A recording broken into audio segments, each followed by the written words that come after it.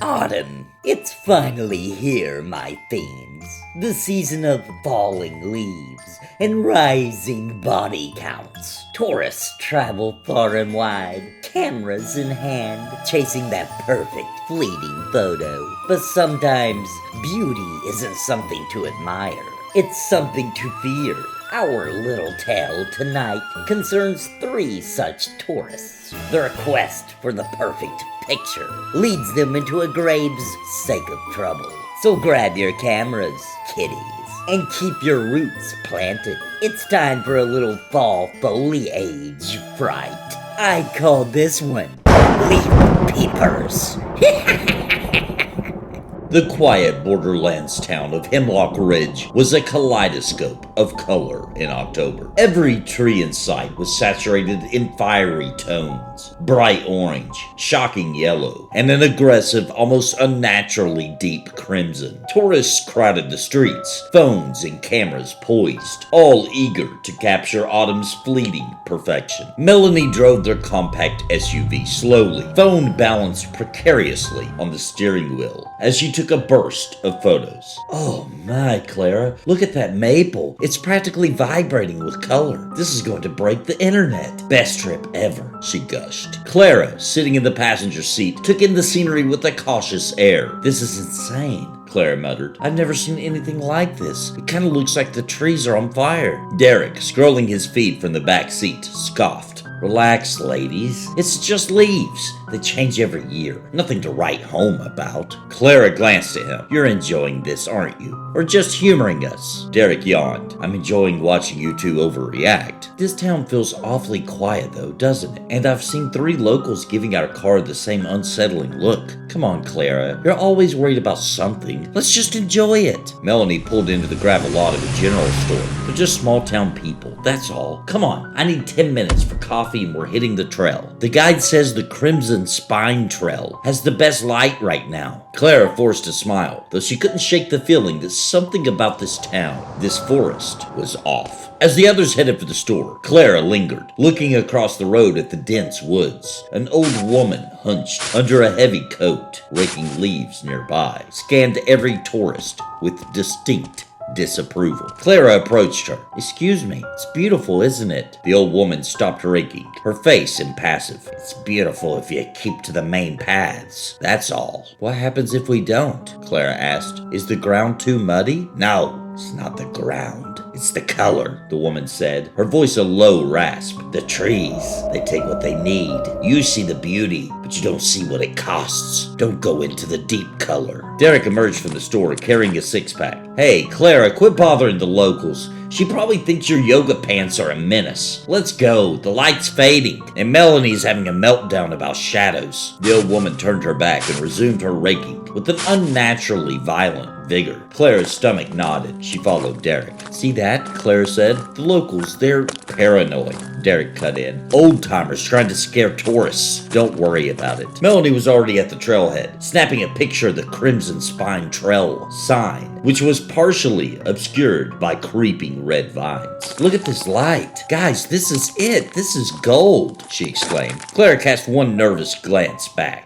The old woman stood motionless, her stare fixed and chillingly vacant, watching them disappear into the canopy. The path immediately deepened into the forest. The air became colder and oddly still, the only sounds being the crunch of the dried leaves underfoot and the relentless whir of Melanie's camera. This is paradise, Melanie breathed, spinning to capture everything. Sunlight splintered through the branches, gliding the canopy in shades of fire. The trees were mesmerizing, but the colors were growing unsettling. The crimson leaves were not dry and papery. They were thick and impossibly deep red, like freshly spilled wine, some appearing strangely wet-looking. Holy hell, this is insane, Derek admitted, 6-pack and tote. Even I have to admit, this is like something out of a fantasy movie. Clara bent down and picked up a leaf. It was surprisingly pliable and slick. Wiping a finger against it, she caught a whiff of something metallic and coppery. This leaf, it's not like the others. It feels sticky. It's sap, Clara, Derek said, rolling his eyes. Calm down, it's autumn, you know. Ever heard of it? They're basically crying syrup this time of year. He walked over over and leaned against a large oak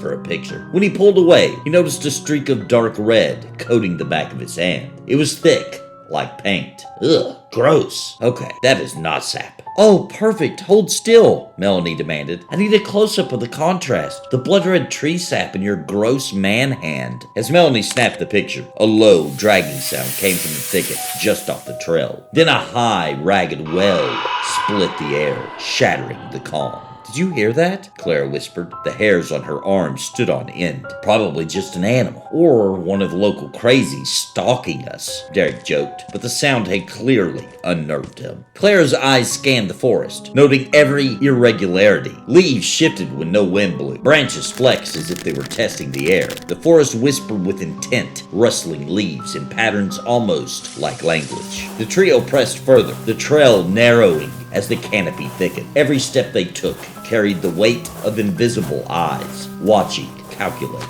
The sticky crimson leaves underfoot squelched slightly with each step, leaving prints that seemed almost deliberate, as if their movements were being cataloged. The forest seemed to pulse with color. The air was rich with the scent of earth and decay, an intoxicating mixture that made Clara's stomach churn. Every footstep seemed to echo louder than it should, and every snap of a twig made her flinch. As they rounded another bend, Clara froze. Clara? Melanie's voice was clipped with curiosity. Derek's hand went to the small of her back, mock comforting. What is it now? A small pile of leaves stirred in the shape of a figure. Not exactly human, not exactly tree. It shifted slightly, then stilled, as if sensing their gaze. That's when they saw it. A crimson-soaked wool scarf tangled in the low branches of a thick oak tree. It was dark and stiff with moisture, and just nearby, a backpack lay off the trail, red streaks staining the straps. That wasn't there when we came through, Clara stated, pointing to the dark, undeniable stains. That's not mud, Melanie. Clara's chest tightened. Something's not right. She looked closer. The reds weren't uniform. They were darker near the base of some trees, like sap had pulled and thickened.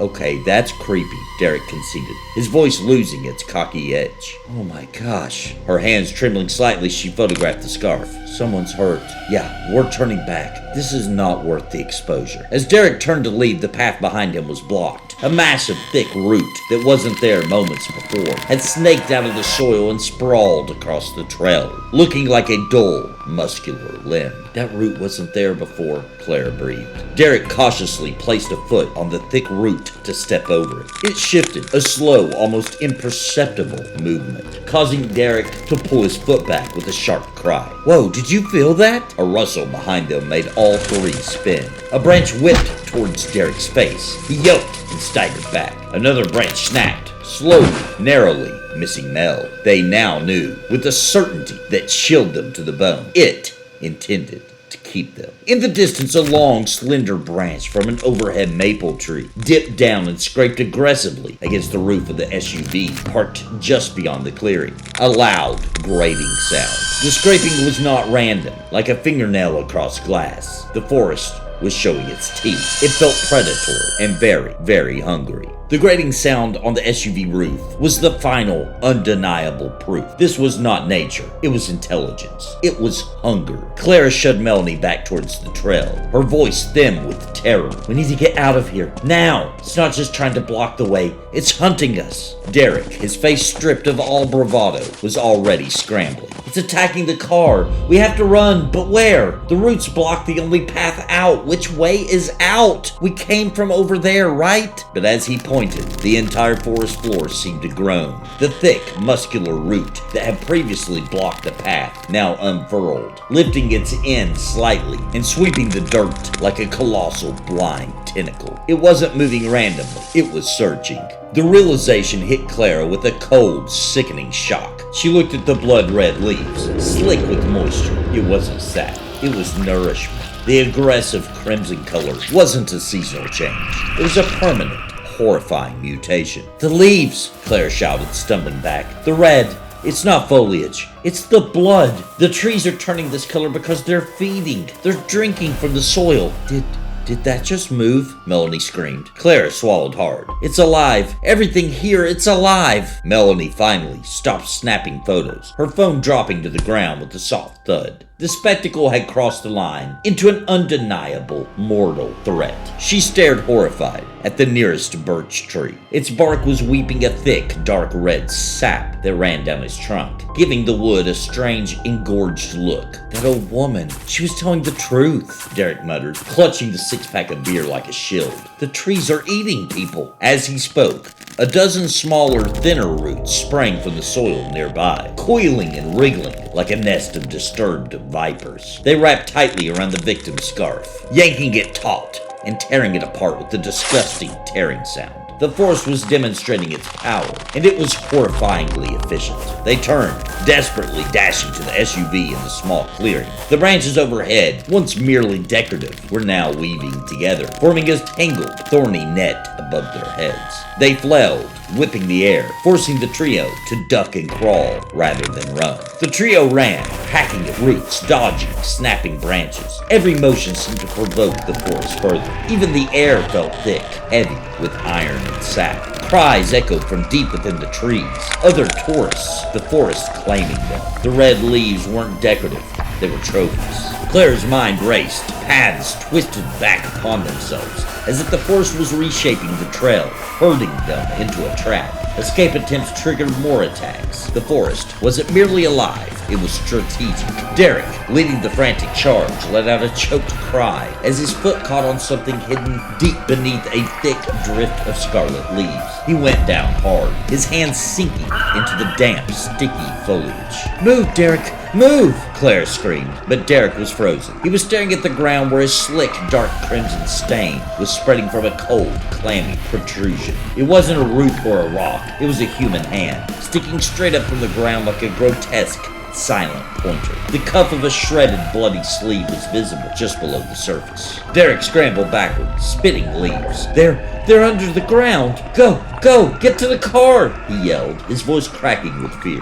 The three bolted, their eyes no longer on the vibrant colors, but on the shifting, deceptive ground beneath their feet, sprinting toward the clearing and their SUV. But the forest was smarter than that. Every attempt to escape or move quickly only prompted a more aggressive, targeted response. Roots tried to snag their ankles, branches whipped at their faces. A low-hanging branch caught Clara, ripping her sleeve and slashing across her shoulder. She yelped, stumbling. The thick, blood-stained leaves seemed to shudder, vibrating with anticipation. It had them, and it was slowly tightening the coil. They were not fighting mindless wood. They were fighting a massive, unified, predatory organism that had already marked them as its next meal. They scrambled back through the tangled undergrowth, driven by sheer terror. They reached the clearing just as a thick, gnarled root, looking like a dull brown python, slammed into the fender of the SUV. Get in, Derek screamed, yanking open the back door. Melanie fumbled with the keys, got into the driver's side, her eyes still wide with disbelief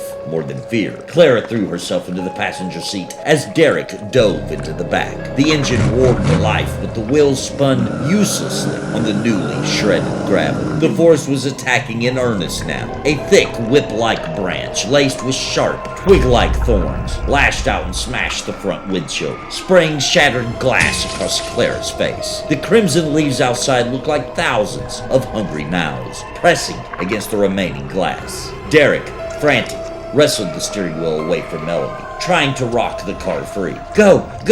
But the roots beneath them were alive. Thick, subterranean serpents ripped up the thin grounds of the clearing, coiling around the tires and lifting the car at an impossible angle. The sound of metal groaning against wood and earth was sickening. We're stuck, Melanie shrieked, looking to Derek and Clara in pure panic. A massive, slow-moving root, easily as thick as a man's torso, smashed into the rear passenger door, where Derek was sitting. The metal crumpled inward with a dull, wet crunch. Derek screamed, a raw, high-pitched sound of pure horror. He clawed at the door handle, but it was too late. The root had snagged his legs. The force was sickeningly swift, with a sound like a wet suction cup being ripped from glass. Derek was yanked, screaming, out of the crumpled doorway and dragged violently into the soft, root-choked soil. The disturbed earth swallowed him whole, leaving only a dark, rapidly expanding stain on the ground and the distant, muffled sound of his final,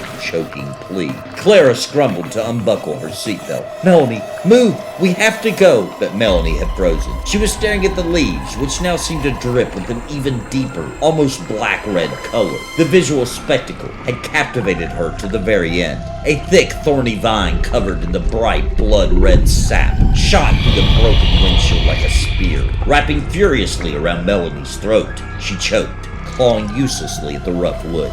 Clara saw the vine tighten, saw the terrifying shudder run through Melanie's body, and knew she couldn't save her. Clara threw open the door and plunged headlong out of the SUV. The leaves and branches tore at her clothes and skin. Ignoring the blinding pain, she scrambled, crawling on her hands and knees, away from the noise, away from the terrifying feast. The forest wasn't just hungry, it was satiated and powerful, its attack slowing down now that it had a full meal. Shredded and exhausted, her clothes ripped to rags, Clara finally crawled out of the tree line. She stumbled onto the main road, the pavement cool beneath her bloody hands. The monstrous forest loomed behind her, silent now, its colors vibrant and impossible, its branches gently swaying as if settling down for a nap. Clara collapsed on the curb, trying to catch her breath, the scent of pine and crisp autumn air mixing with the coppery smell of fear and blood. She was alive, but shattered. In that moment, a massive tour bus rounded the corner, followed by a string of minivans. They pulled to a stop directly across from the deadly forest. A tide of new tourists, cameras ready, poured out of the bus, eyes wide with delight. They ignored Clara, who was curled up and weeping on the road's shoulder. They were mesmerized by the forest, now glowing a magnificent, aggressive, triumphant crimson. Clara's vision blurred with tears, horror, exhaustion, and disbelief. The forest had fed, and the cycle was about to begin once more. She whispered almost to herself, "It's real.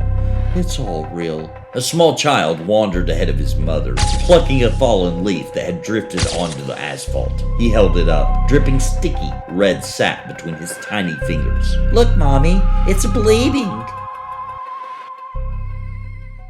Well, Clara learned the hard way that the trees weren't just sappy. They were downright bloodthirsty. I guess Derek and Melanie really fell for nature in more ways than one.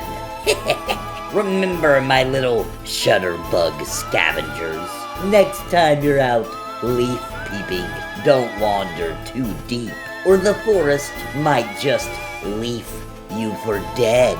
Until next time. Tales from the